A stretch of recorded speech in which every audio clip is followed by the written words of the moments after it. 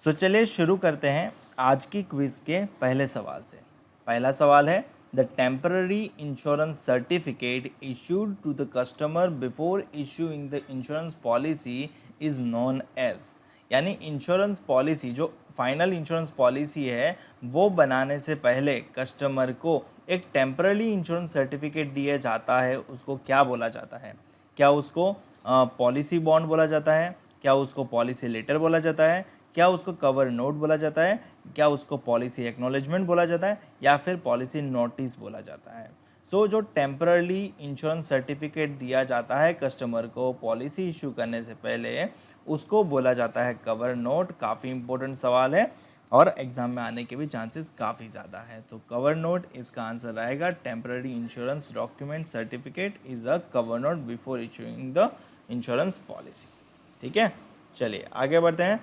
दूसरा सवाल है इन 1956 the life insurance business was nationalised and the operation of the companies were merged from which company? सवाल में ही आपको आंसर मिल जाना चाहिए।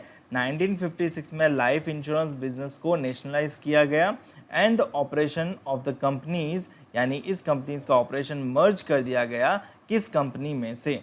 क्या वो SBI लाइफ इंश्योरेंस कंपनी में से, क्या वो इंश्योरेंस एसोसिएशन ऑफ इंडिया से, क्या वो LIC ऑफ इंडिया से, क्या वो GIC ऑफ इंडिया से या फिर यूनाइटेड इंश्योरेंस इंडिया से? इसका करेक्ट आंसर जाएगा LIC ऑफ इंडिया, क्योंकि 1956 में गवर्नमेंट ने नेशनलाइज किया लाइफ इंश्योरेंस ऑफ इंडिया को और लाइफ इंश्योरेंस ऑफ इंडिया से उसको बनाया गया LIC। मीन्स 1956 में LIC को गवर्नमेंट बनाया गया। ठीक है, चलिए आगे बढ़ते हैं। नेक्स्ट है GIC underwrites dash businesses in civil aviation and crop insurance. GIC कौन सा बिजनेसेस अंडरराइट करता है सिविल एविएशन में एंड क्रॉप इंश्योरेंस में? क्या ये लाइफ इंश्योरेंस है? लाइफ इंश्योरेंस तो बेसिकली LIC ही कर पाएगा और जो LIC life insurance companies privately है वो कर पाएंगे। सेकंड है री इंश्योरेंस। री इंश्योरेंस इकलौता GIC ही कर सकता है, GIC री, उसके अलावा री इंश्योरेंस कोई नहीं कर सकता। थर्ड है जनरल इंश्योरेंस। तो जनरल इंश्योरेंस कौन करेगा? General insurance GIC underwrite general insurance businesses in civil aviation and crop insurance. All of the above नहीं आएगा, नन ऑफ द अबव भी नहीं आएगा, आपका आंसर करेक्ट बन जाएगा जनरल इंश्योरेंस। ठीक है, चलिए आगे बढ़ते हैं। अगला है the licences of for a surveyor is valid for how many period? मतलब सर्वेयर का लाइसेंस कितने टाइम तक वैलिड रहता है? 1 साल, 2 साल, 3 साल, 4 साल या 5 साल? तो सर्वेयर का जो लाइसेंस होता है ना, सर्वेयर कौन होता है?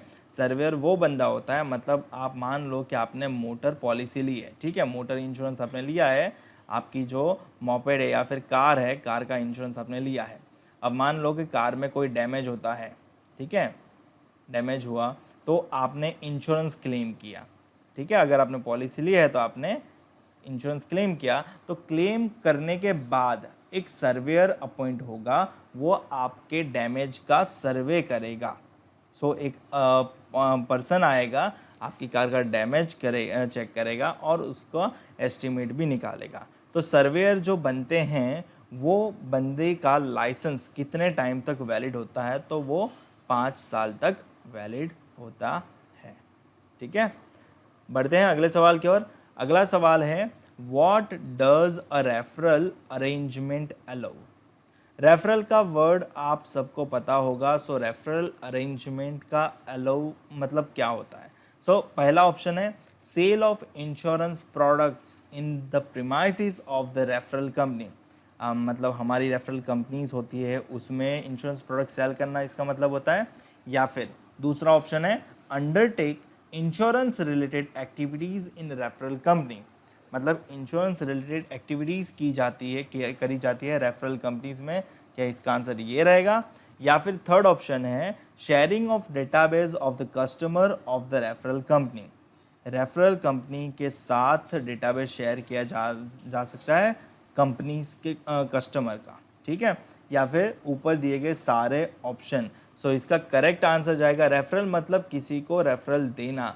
सो sharing of a database of the customers of the referral company, जो रेफरल कंपनीज होती है उसके साथ डेटाबेस शेयर किया जा सकता है कस्टमर्स का, ठीक है, जिससे इंश्योरेंस और बिजनेस बढ़े।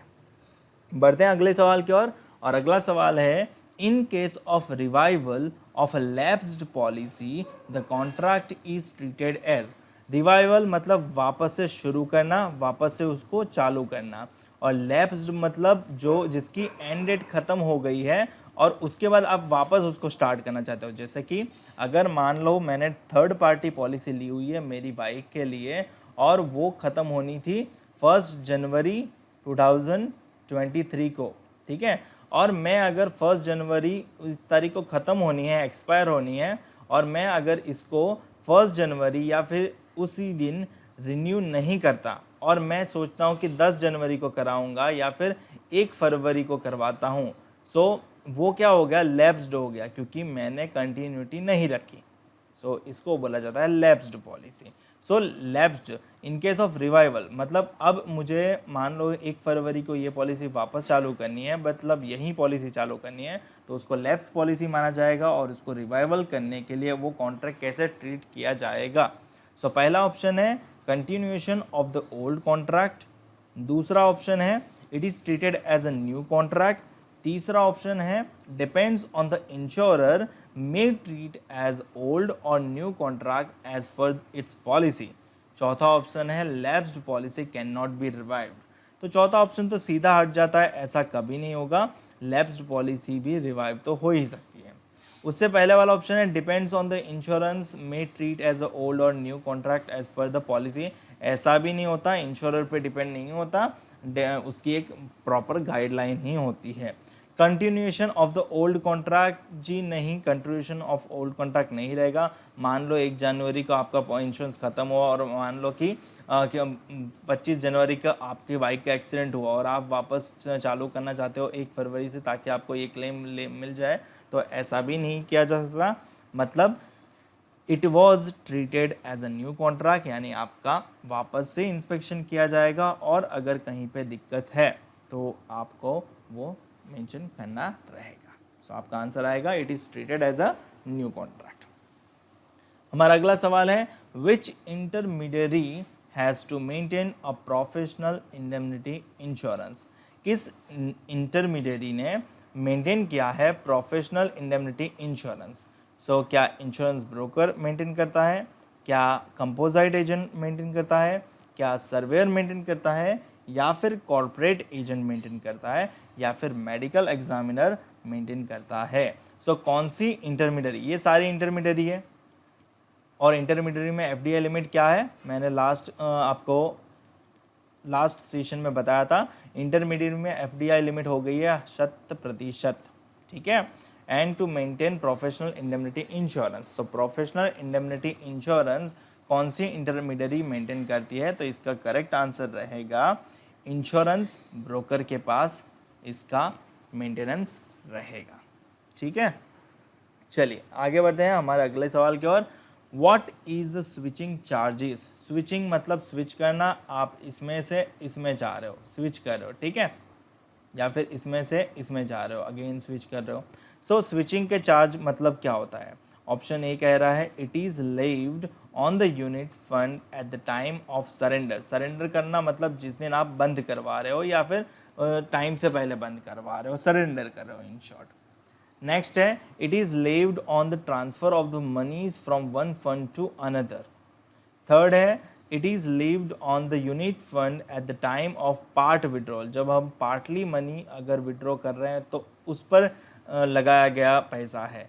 सो पहला भी ऑप्शन गलत है, सरेंडर के टाइम वाला भी नहीं आएगा, थर्ड भी गलत है, और फोर्थ है it is a cost of life cover, fourth भी गलत है।